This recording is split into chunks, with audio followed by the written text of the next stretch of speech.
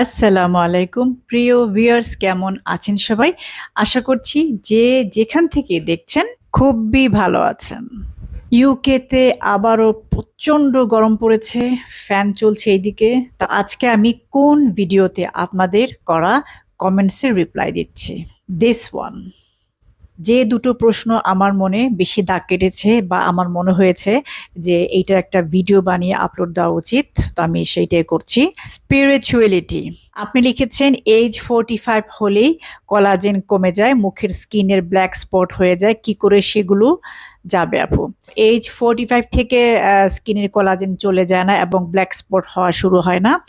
এই যে মুখে যে দাগগুলা হয়, কালো কালো দাগ বা বাদামি ছোপ ছোপ দাগগুলা, সেগুলো অনেকের অনেক আর্লি এজ থেকেই হতে পারে। আর কলাজেন আমাদের শরীর থেকে কমতে শুরু করে বলতে গেলে আর্লি 20s থেকে, হ্যাঁ, 45 থেকে না। 45 তো অনেক দূরের কথা বলছেন আপনি। যদি আপনি ইয়াং বয়স থেকে খুব একটা কলাজেন ইনটেক না করে থাকেন, তাহলে তো 45ই আপনাকে লাগবে 65, আই উড সে দ্যাট। এই ব্লগে আরো কমেন্ট আছে চোখের নিচের কালো দাগের উপরে কি কি এক্সারসাইজ আছে এই দাগগুলো দূর করার জন্য, সেগুলোর জন্য আমাকে আলাদা করে ব্লগ মেক করতে হবে। এই কমেন্টটা ছিল ফ্রম ডোরা। আমি শিউলি, আমার চোখের নিচে কালো দাগ, কি করব, মন খুব খারাপ।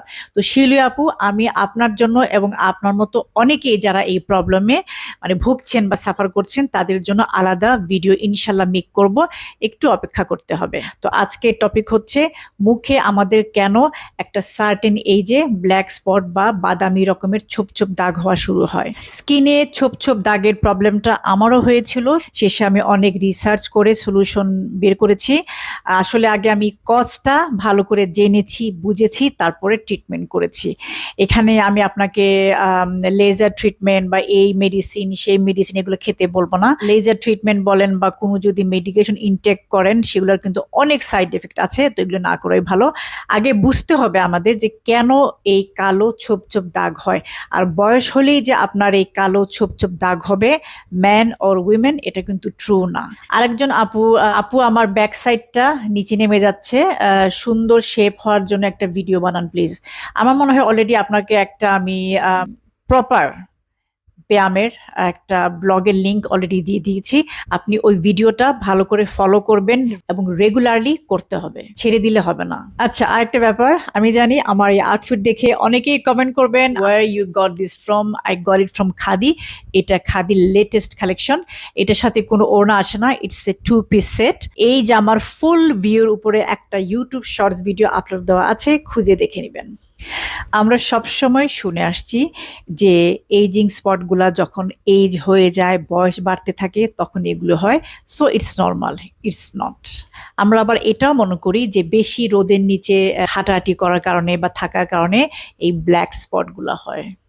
রিয়েলি, যদি সান কালপ্রিট হয়ে থাকে, রোদের তাপ কালপ্রিট হয়ে থাকে, তাহলে আরো যারা বাকিরা আছে তারাও তো রোদের নিচে সারাদিন হাঁটছে, প্রতিদিন হাঁটছে, তাদের কোনো এই ব্ল্যাক ব্রাউন স্পটগুলো হচ্ছে না বা এই থিক থিক স্পটগুলো হচ্ছে না।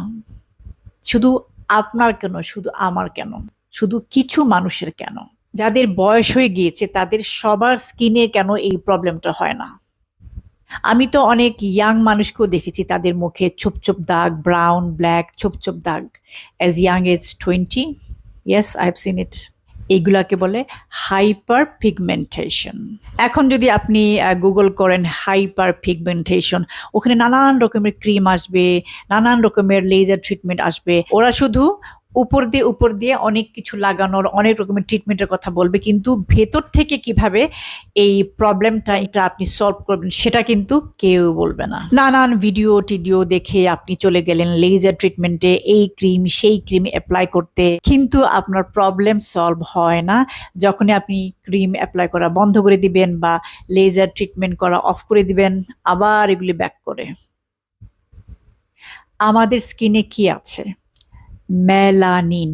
মেলানিন হচ্ছে এক ধরনের পিগমেন্ট। এটা কোত্থেকে আসে? এটা একটা সেল থেকে আসে।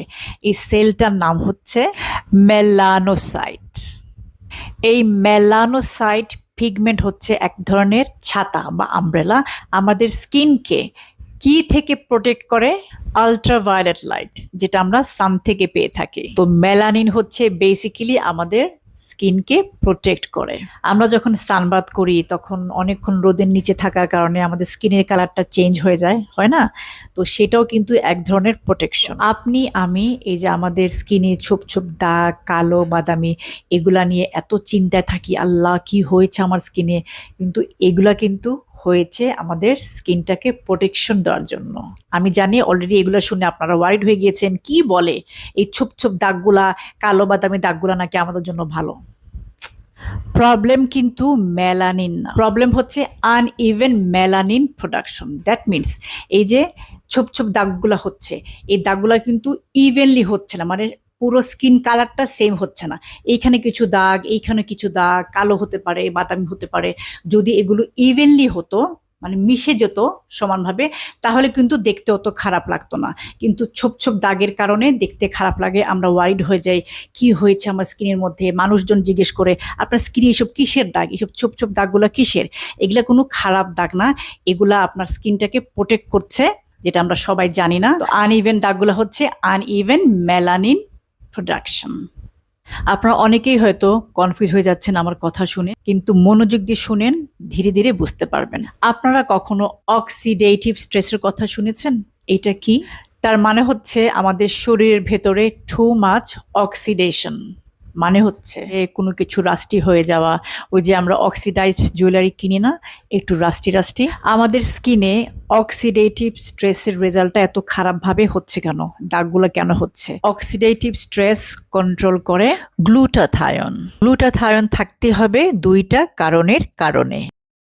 গ্লুটাথায়ন অক্সিডেটিভ স্ট্রেসকে কন্ট্রোল করে ব্যালেন্স রাখে, আর ওই ব্যালেন্সটা নষ্ট হয়ে গেলেই আমাদের সারা মুখের মধ্যে ছোপ ছোপ দাগ হয়, কালো বাদামি যে কালারের হোক। গ্লুটাথায়নের নাম্বার ওয়ান পারপাস হচ্ছে টু রেগুলেট মেলানিন প্রোডাকশন, এবং হেল্প করে যে স্কিন অক্সিডেশন হয়, স্কিনে যে দাগগুলা হয় সেগুলো রিডিউস করতে, কমাতে হেল্প করে গ্লুটাথায়ন। ক্লিয়ার করে বলছি, এনাফ গ্লুটাথায়ন যদি না থাকে আপনার শরীরে, তাহলেই আপনার স্কিনে এইসব দাগ হয়ে পড়ে যাবে। তো ধরে নিন আপনার শরীরে যথেষ্ট গ্লুটাথায়ন নাই, তাহলে কি হবে? তখন স্কিন কি করে? আরো বেশি মেলানিন প্রডিউস করতে শুরু করে। দ্যাট মিনস আরো বেশি দাগ স্কিনের মধ্যে। এখন আপনার মনে প্রশ্ন জাগতে পারে যে গ্লুটাথায়ন আমাদের শরীর থেকে কমে যায় কেন? আমাদের যত বয়স বাড়তে থাকে গ্লুটাথায়ন ডিক্রিজ হতে থাকে। শুধু যে আপনি বুড়ো হয়ে যাচ্ছেন সেই জন্য এগুলো কমছে না, আরো কিছু কারণ আছে। গ্লুটাথায়নকে ঠিকঠাক মতো আমাদের শরীরে রাখতে এবং এটার কাজগুলো যাতে করে ঠিক মতো, সেটার জন্য আমাদের লাইফস্টাইলের কিছু ব্যাপার স্যাপার দায়ী আছে। আপনার শরীরে সেলেনিয়ামের অনেক ঘাটতি। সেলেনিয়াম কি? এখন আপনি যদি ব্লাড টেস্ট করেন যে দেখি আমার বডিতে এনাফ সেলেনিয়াম আছে কিনা, সিম্পল ব্লাড টেস্ট এটা ধরা পড়ে না, এটার জন্য স্পেশাল ব্লাড টেস্ট করতে হয় to find out if you have enough selenium in your body. খুবই সিম্পল একটা সলিউশন। অনেকেই ব্রাজিল নাটকে একেবারেই মানে চেনেন না। ব্রাজিল নাটসটা আমিও চিনতাম না, গত 3-4 বছর যাবত আমি ব্রাজিল নাটস ইনটেক করছি। খুবই টেস্টি, একটু বড় রকমের বাদাম।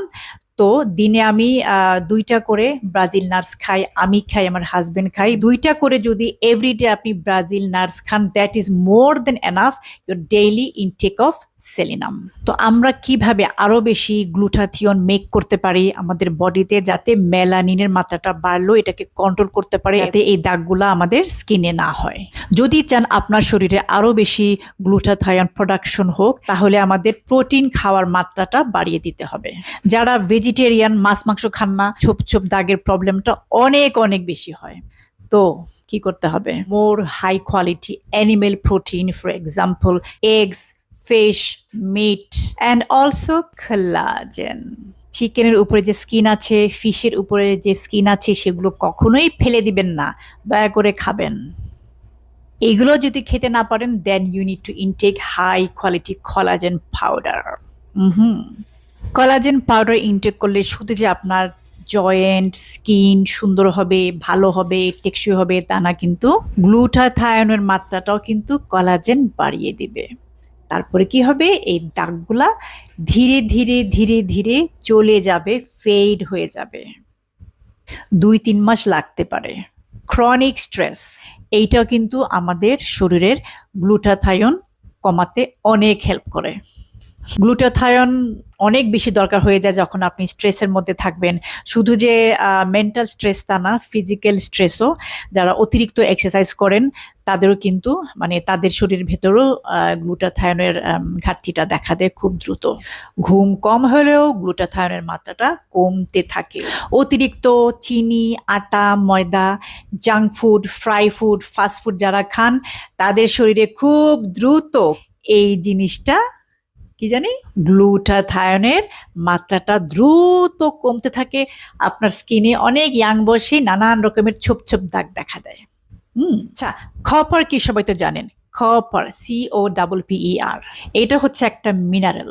এভরিডে ডায়েট থেকে যদি আপনার শরীরে টু মাচ কপার ঢুকে তাহলে মেলানিনের প্রোডাকশন মাত্রাটাও বেড়ে যাবে। টু মাচ কপার থাকলেও প্রবলেম, আবার যদি বেশি কমও থাকে তাহলেও কিন্তু প্রবলেম হবে।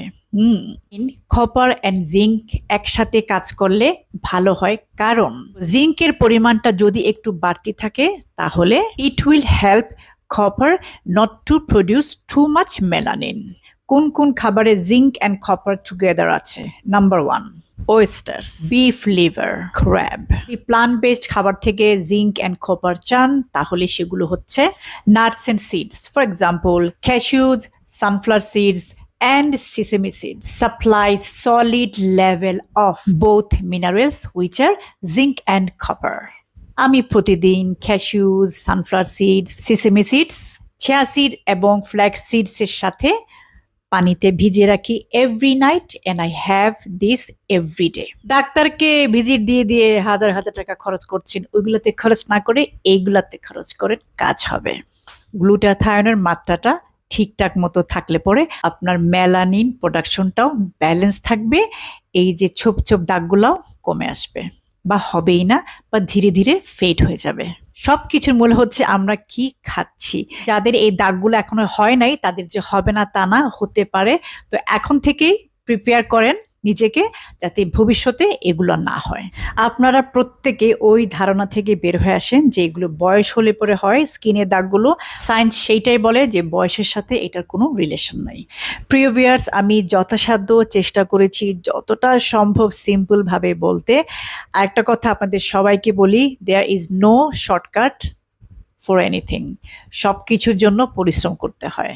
এই ধরনের ভিডিওগুলা কিন্তু একবার দেখে বোঝা যায় না, একটু বারবার দেখতে হয়। আমাকে দেখলে পরে অনেকে বলেন যে আপনি কোন ক্রিম লাগান, কি করেন না করেন, কিন্তু তারা বুঝেন না বেসিক জিনিসগুলা, মানে বেসিক যে প্রবলেম, কি কারণে তাদের স্কিনে এরকম দাগ হচ্ছে বুঝতে চানো না। সবাই চান শর্টকাট, এটা লাগালে এটা কমে যাবে, ওইটা লাগালে ওইটা কমে যাবে, কিন্তু না, ভেতর থেকে। হ্যাঁ, আপনার স্কিনের ব্যাপারটা আসতে হবে ভেতর থেকে, তাহলেই আপনার স্কিন গ্লো করবে, স্কিন ভালো থাকবে, আপনার ইয়থ আপনি ধরে রাখতে পারবেন ফর লঙ্গার। বুড়ো তো আমরা একসময় হয়েই যাব, কিন্তু যতদিন আটকে রাখা যায়, কি বলেন? আমি চেষ্টা করছি আমার যারা ব্লগগুলা দেখে কোয়েশন রাখেন আপনাদেরকে যথাসাধ্য সুন্দরভাবে সহজভাবে রিপ্লাই দেওয়ার, এবং যে কমেন্টের উপরে, যে প্রশ্নের উপরে আমার ভিডিও বানানোর দরকার সেটার উপরে আমি অবশ্যই ভিডিও মেক করব। অবশ্যই সেই ইস্যুটা আমার নিজের লাইফে থাকতে হবে, বা আমি হয়তো ওইটা সাফার করেছি, then I can help. And please একটু মনে করে আমার ভিডিওসগুলো শেয়ার করবেন এবং হাইপ মাই ভিডিওস প্লিজ। আপনার যদি সামান্য উপকার হয়ে থাকে, আরেকজন হয়তো এই ভিডিওটা দেখে আরো অনেক বেশি উপকৃত হবে। আরেকটা ব্যাপার, যখন আপনার কেউ কোনো প্রবলেম নিয়ে কমেন্ট রাখবেন, you must mention your age and your commenting from which country. বয়স এবং কান্ট্রি মেনশন করলে আপনাকে প্রপারলি হেল্প করতে বা গাইড করতে সুবিধা হবে। আজকের মতো বিদায়, আল্লাহ হাফেজ।